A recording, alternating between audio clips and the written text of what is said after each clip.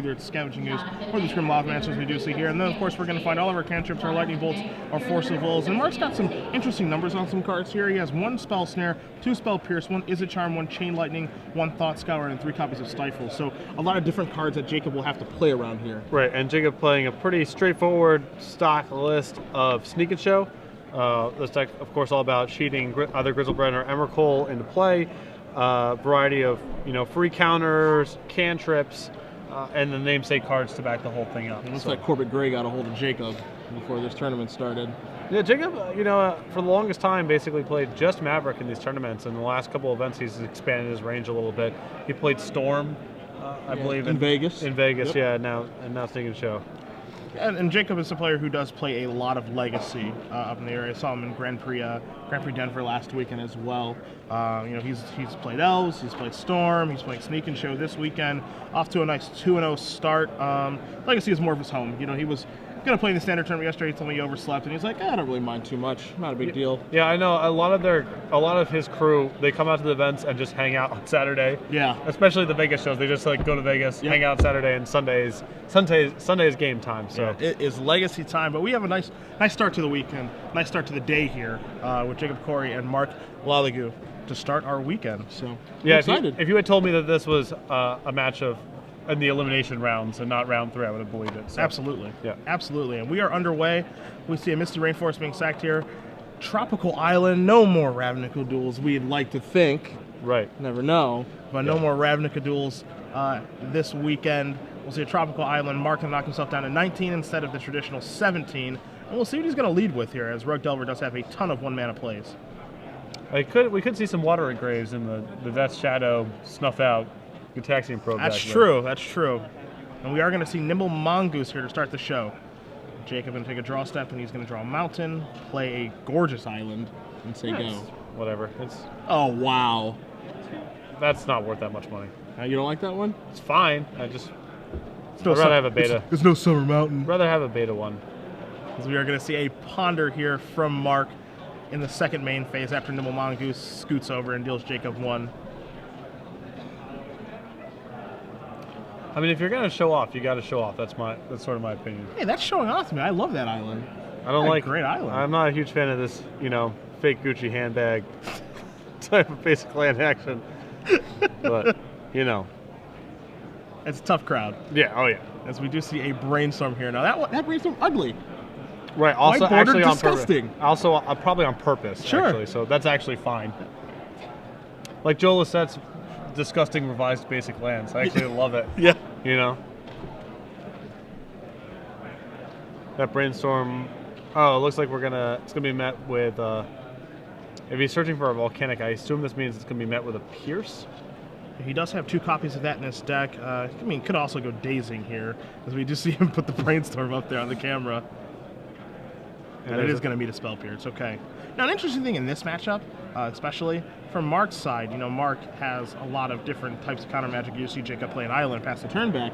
But when you look at the Sneak and Show deck, Patrick, there are 4 Brainstorms, 4 Ponders, there's a Preordained. So do you save your counter magic for the cantrips, or do you save it for the big spells like Sneak Attack and Show and Tell? Well, a lot of it, I think, is just picking your spots, right? Like, if you get opportunities to get Pierce and Dazes off for good value, or to cast Pierce on something meaningful when you have a mana up and your mana is going to be constricted in the following turns, then I think it's worthwhile to tag the cantrips.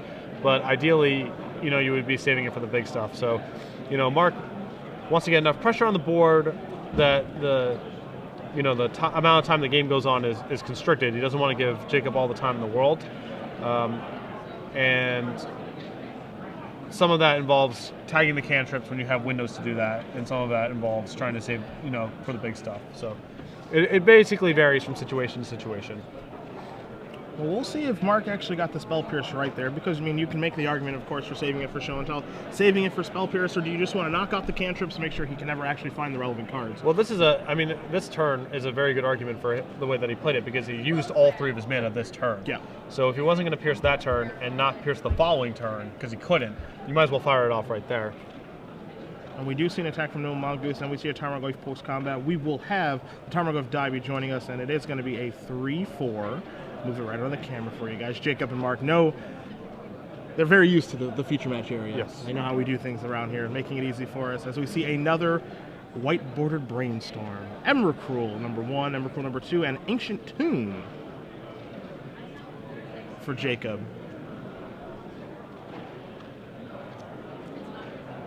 And two of the big boys are going to go back, it looks like. No, we're keeping one.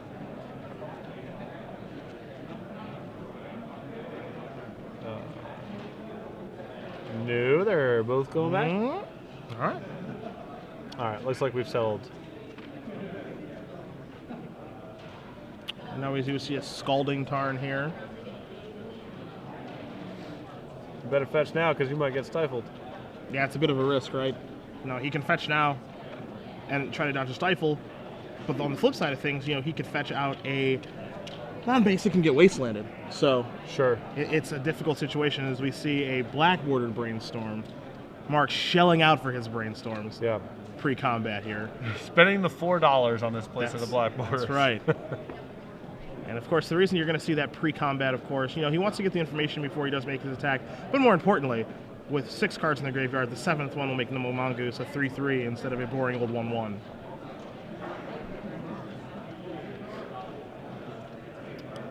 So we do see Brainstorm resolve here. Marc puts some cards back. See how he stacks the graveyard now that the 7 is all done. Yep. And now it's time to get on in with the Tarmogoyf and the Nimble Mongoose. Looks like it's going to be an attack for 6, knocking Jacob down to 12. Taking a look at Marc's hand, we do see a Spell Snare. Looks like we also see a Stifle as well. And Patrick, this is the point that you brought up, is you see Marc reaching. And there it is.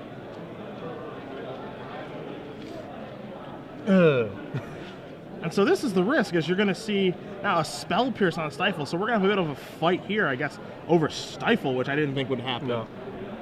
I mean, it looks like Marc's hand is Brainstorm, Snare, Bolt. Yeah, I believe that is a Lightning Bolt.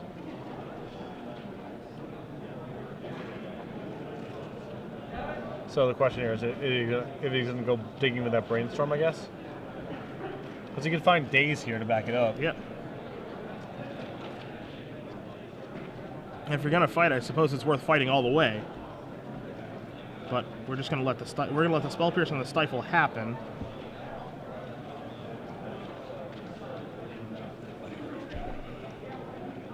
And Jacob's gonna search out land here. He's gonna search out a Volcanic Island.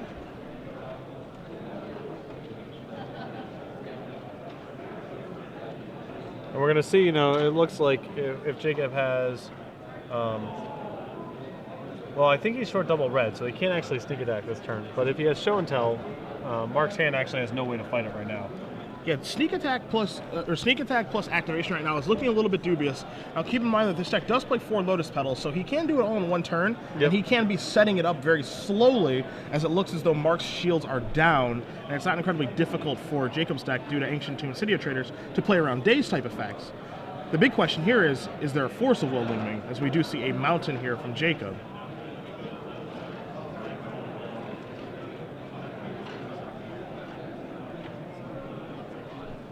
We do see his hand. He has an Emrakul. He has a lot of the big boys. I don't know if he's got any of the ways to cheat him into play. I did see a sneak attack in his hand, but he's just not pulling the trigger on that just yet. As we do see a end-step Brainstorm here from Marc.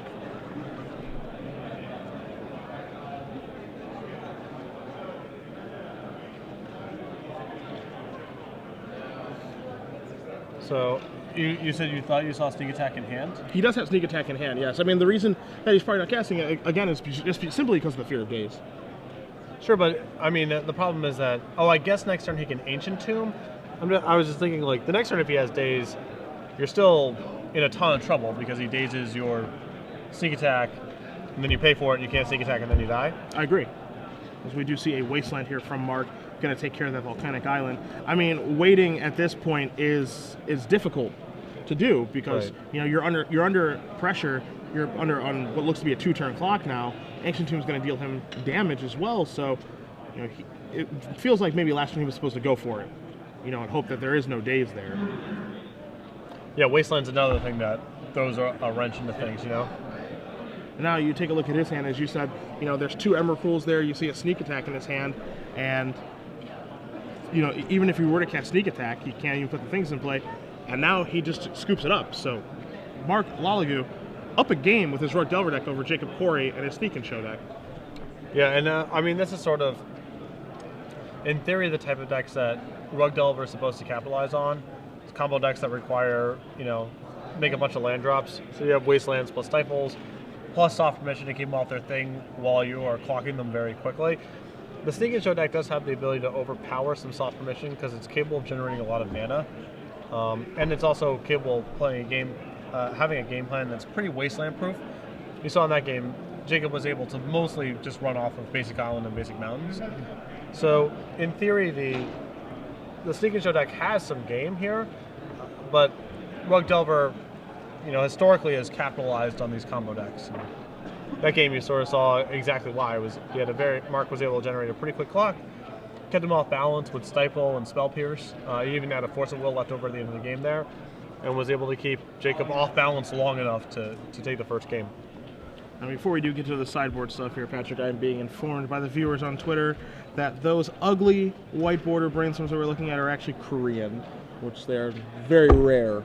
Doesn't make them any less ugly, yeah, but they are very, very rare. So we can maybe pull back a little bit on the bashing of Jacob, or maybe we don't. No, I was bashing on the basic lands. Yeah, of course. I was bashing on the basic land. Anyhow, sideboard time. You have a sideboard in front of you. I do have Marc's in front of me. Of course I do. And taking a look here, as he is up a game here and will be on the draw. Things that are going to improve this matchup for him: one copy of Corrosive Grip he can bring in case there's a naked Sneak Attack. You know, and it looked like that's kind of what Jacob could have gone for that game, just playing Sneak Attack and saying go, so he can move that in. There's also a Vendilion Click that he's likely going to board in as well, obviously playing against a combo deck when Vendilion Click is at its best. 2 copies of Pyroblast to fight over Show and Tell, fight over opposing counter magic, and as we saw Marc counter a Brainstorm that game. You know, if that's the plan he wants to incorporate, he can do that with Pyroblast again. 1 more Spell Pierce, and he has an additional Grim Lawmaster sideboard, but that's not going to be joining us. So it looks like we're going to see 2, 3, 4, potentially 5 cards come in for Marc. And on Jacob's side of the table here, he has 2 copies of Red Elemental Blast, which seem good against just another anti-blue disruption card. He has 3 copies of Blood Moon, which I'm really curious about. Blood Moon's kind of weird here because, yes, you know, Marc's deck is all basic mountains, is all non-basics. So in theory, you can lock it out with Blood Moon, but the Rug Delver game plan is very much like play a guy, now keep you off balance with Soft Permission. And it's not sure, you know, certainly a turn 2 Blood Moon can be really good, but assuming you're casting it on turn 3 or on turn 4 to play around days, the Rug deck might have already accomplished everything it needs to do, and Blood Moon doesn't need to cast any more spells for the remainder of the game, because the only thing it's trying to do from there on is just force a will your last meaningful card. So Blood Moon seems okay in the abstract. You look at Marc's deck list and you see all non-basics, and you're like, yeah, Blood Moon, of course. But I'm actually not sold it's going to be good here.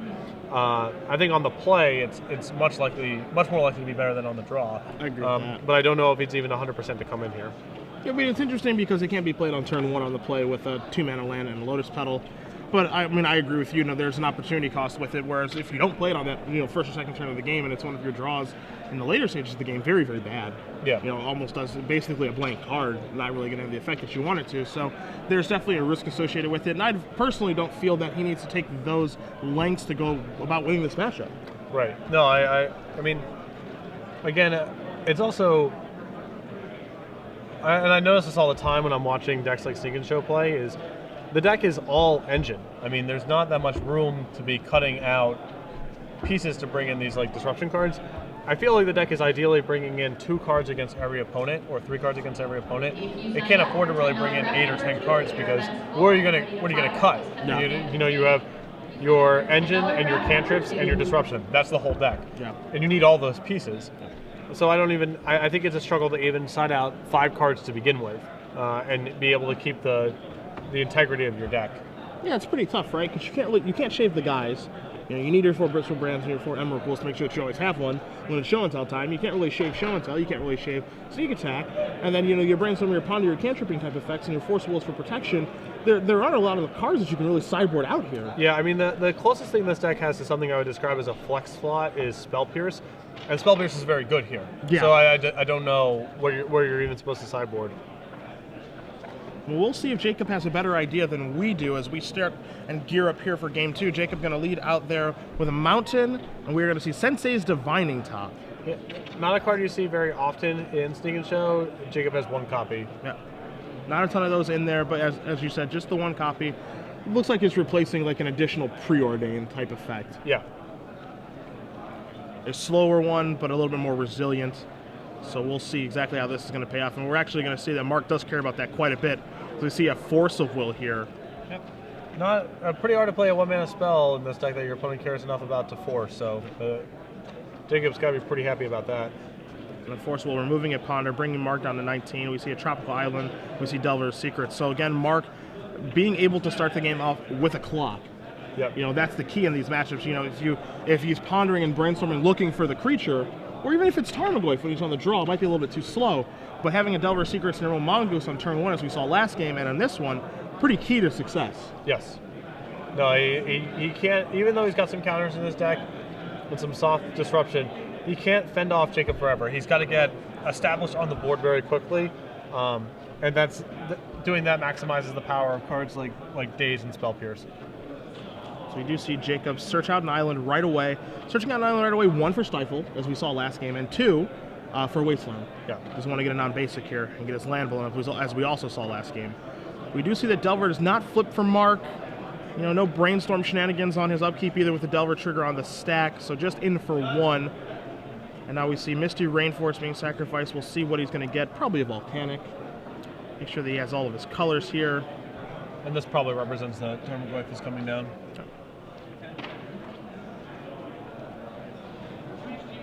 He's going to get that clock started right away here again this game, much like the last one, and then really use those disruption effects to the best of their ability.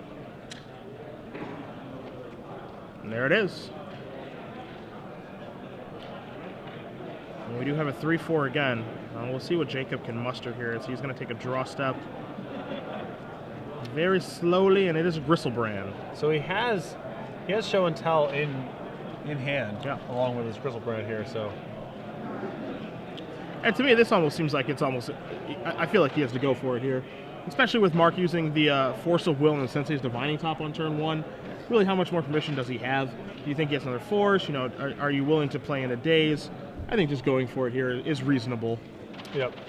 And he has a sneak attack in hand also, so he can afford to just test the waters here. And we do see show and tell here from Jacob. He has the Force Will in his hand, not a blue card to back things up. He's got another Gristlebrand and a sneak attack. Another reason to kind of go for it here is, like, right now all he has to worry about is he has to worry about Force of Will in either scenario.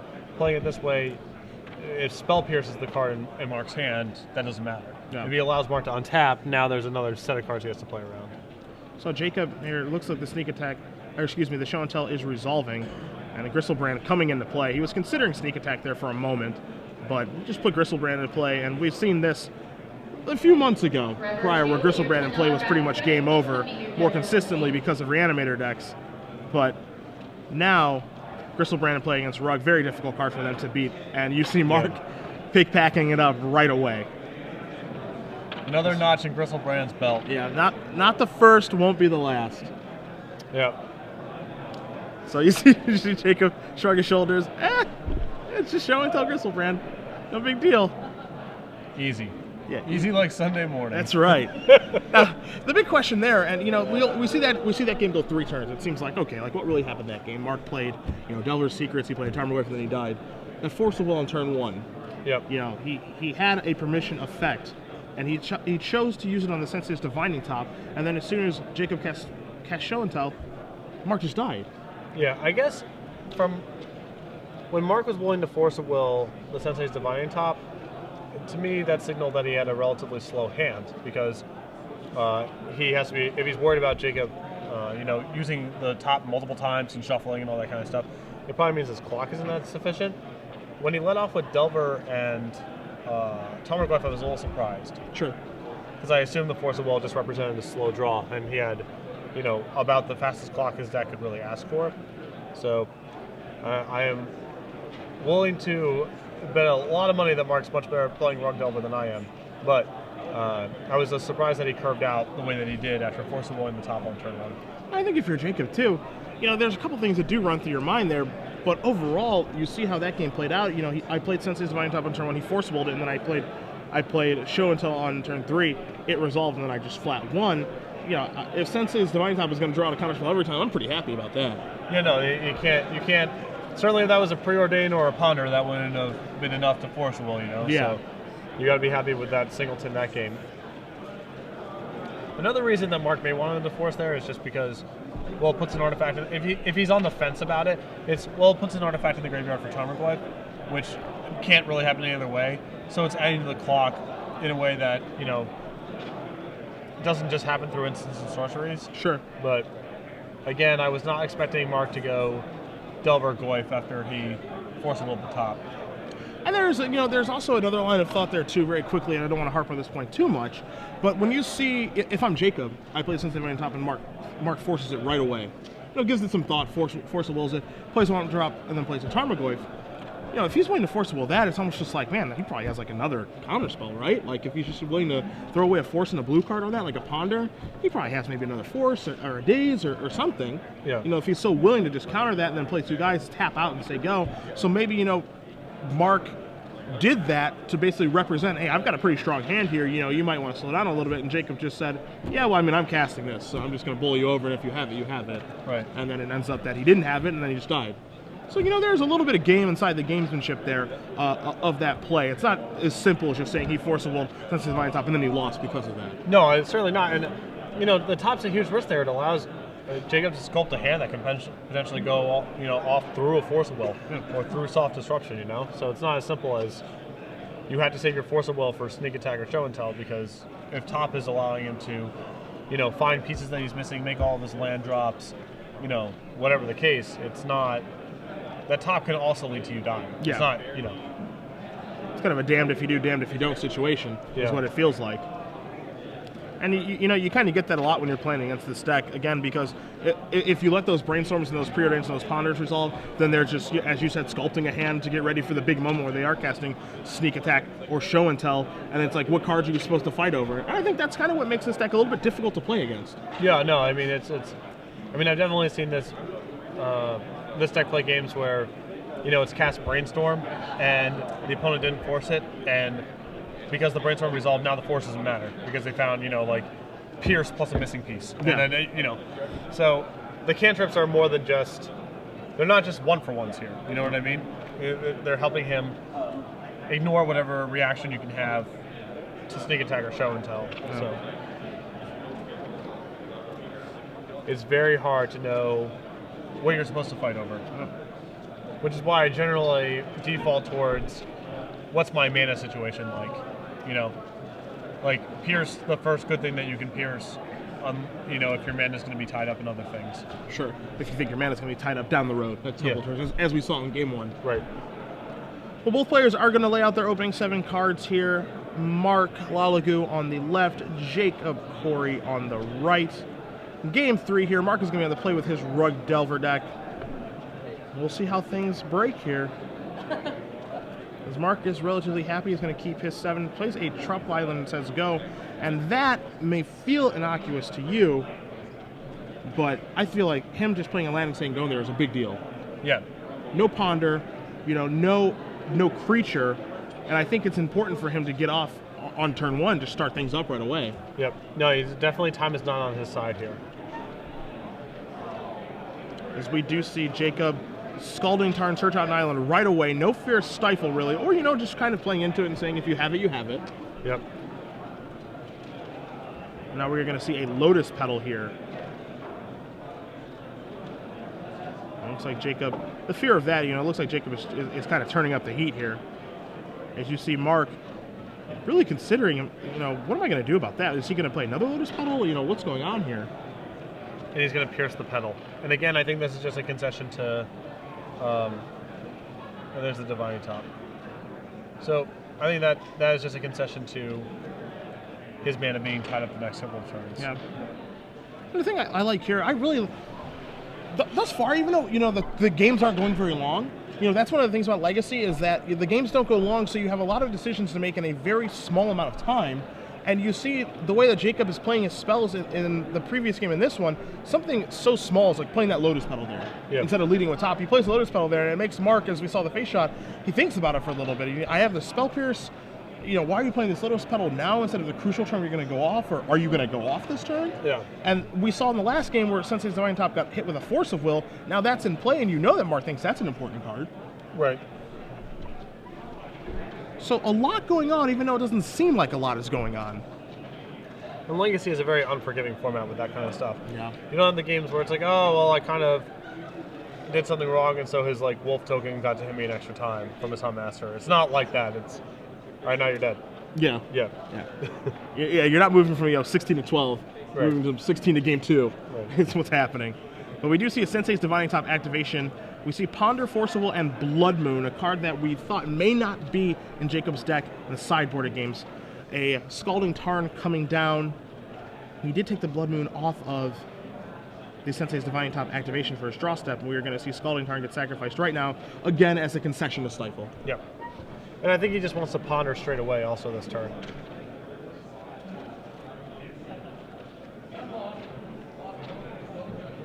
Finds another basic island. One of those things about Sneak and Show, it's definitely pretty durable against Wasteland.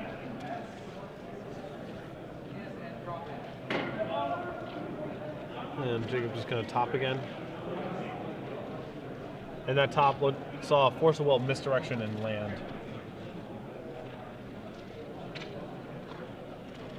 So it looks like he might be setting up the Blood Moon, but the thing that you brought up when we moved to the sideboard, the initial sideboarded game, is again that Blood Moon might be a little bit too little, too late. Yeah, and Marc can deploy the rest of his hand now, and then the only cards that kind of matter for the rest of the game anyway are Lightning Bolt and Force of Will, both of which can still be cast. Yeah.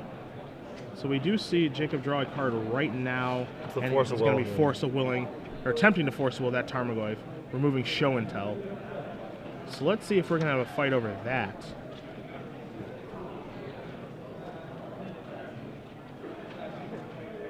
And Marc says, okay, that's fine.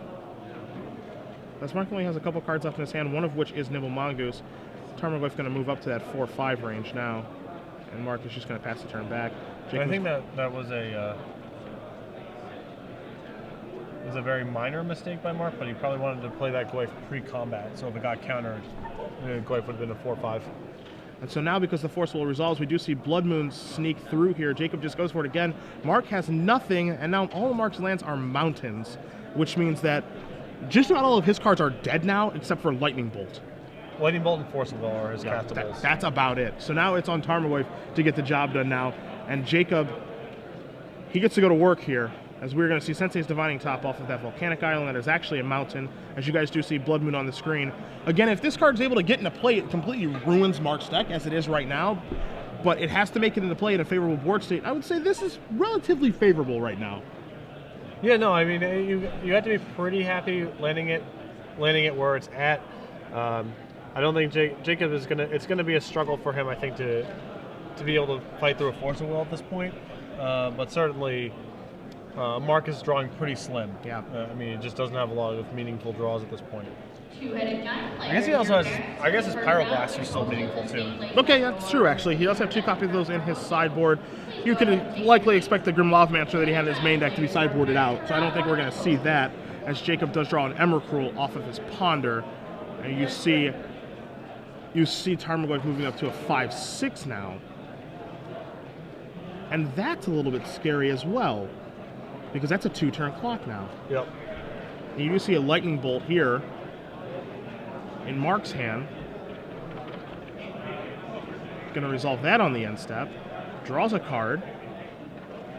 Tarmogoyf coming across, putting Jacob to 2, and he's got to have it right now, whatever it's going to be.